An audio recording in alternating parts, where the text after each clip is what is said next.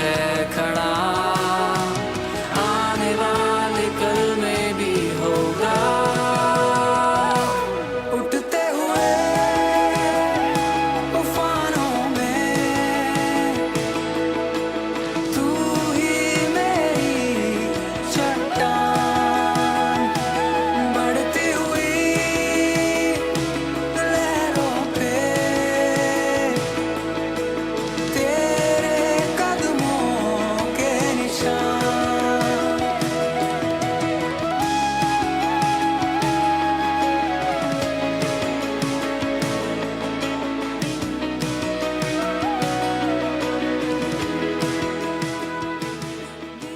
महारानी, आपके लिए एक संदेश है।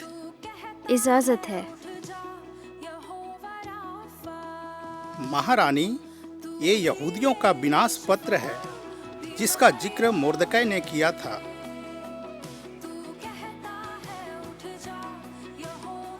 महारानी, मोर्दकै आपको यह आज्ञा देते हैं कि राजा से अपने लोगों के लिए गिड़गिड़ाकर विनती करें। ऐसे कैसे हो सकता है? मैं नहीं जा सकती। सभी को पता है कि राजा के आज्ञा के बिना कोई भी भीतरी आंगन में राजा के पास मिलने नहीं जा सकता। उसका नतीजा मृत्यु है। केवल वही बचता है जिसकी ओर राजा राजदंड बढ़ाए। महारानी, माफ कीजिएगा, लेकिन मोर्दकै ने यह भी कहला भेजा है कि अगर आप ऐसे वक्त में चुपचाप रहेंगी तो यहूदियों का उद्धार किसी न किसी तरह से हो जाएगा, किंतु आप नहीं बचेंगी। क्या पता ऐसे घड़ी के लिए यहोवा ने आपको महल में लाया हो।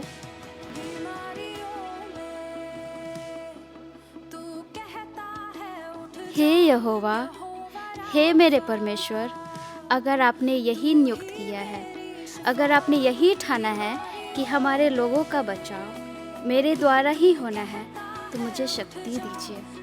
मेरे हृदय के धैर्य को बढ़ाइए।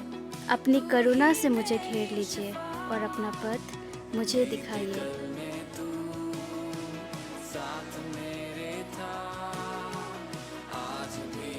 शालोम अंकल मोर्दकै, मैंने आपके आज्ञा पे विचार किया है, इसलिए अब जाकर सुशन के सभी यहूदियों को इकट्ठा कर मेरे निमित्त उपवास करो। 3 दिन और रात न तो कुछ खाओ और न कुछ पियो। मैं भी अपने सहेलियों सहित इसी रीति से उपवास करूंगी। पर ऐसे ही दशा में मैं नियम के विरोध राजा के पास भीतरी आंगन में जाऊंगी, और यदि नष्ट हो गई तो हो गई।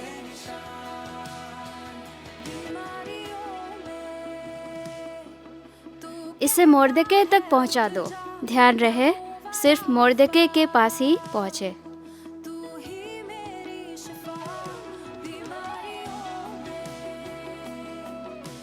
तरुण तो थकते और श्रमित हो जाते हैं और जवान ठोकर खाकर गिरते हैं, परंतु जो यहोवा की बाट जोतते हैं वे नया बल प्राप्त करते जाएंगे। हे यहोवा, हे सर्वशक्तिमान, हमारी आंखें आपकी ओर लगी हैं, हमें बलवंत बना।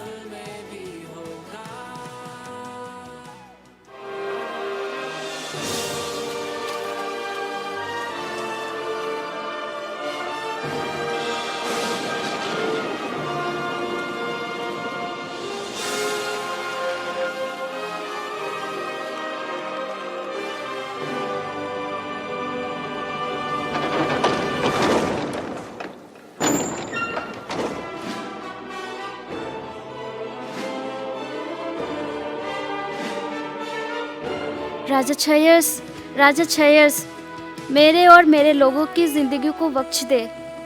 अगर हम गुलाम होने के लिए बेचे जाते तो मैं खुद को चुप रखती, लेकिन हमारा सत्यानाश करने के लिए ठाना गया है।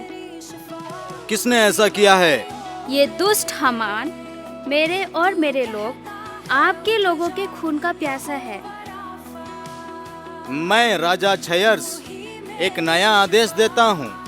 यहूदियों को हर नगर में आपस में एकजुट होकर अपनी रक्षा करने का अधिकार है। और उन पर चढ़ाई करने वाले शत्रुओं को नष्ट करके उनके संपत्तियों का लूटने का हक है। सिपाहियों, अमान को ले जाओ। ये लोग अपने मुश्किलों से लड़ने के लिए वचन और प्रार्थना के द्वारा सामर्थ पाए और विजयी हो गए। People who know their God shall prove themselves strong and shall stand firm and do exploits. जो लोग परमेश्वर का ज्ञान रखेंगे वे खियाव बांध कर बड़े काम करेंगे। दानियेल 11:32। बीमारी रे तेरा सर झुका, मुझ पर तेरा बस ना चल सका। ऐसा कोई शस्त्र ना बना जो कर सकेगा मेरा सामना। बीमारी रे तेरा सर झुका, मुझ पर तेरा बस ना चल सका। ऐसा कोई शस्त्र ना बना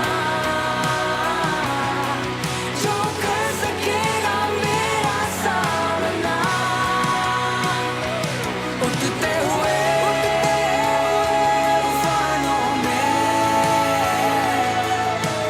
तू ही मेरी चट्टान, बढ़ती हुई लहरों पे बस तेरे कदमों के निशान।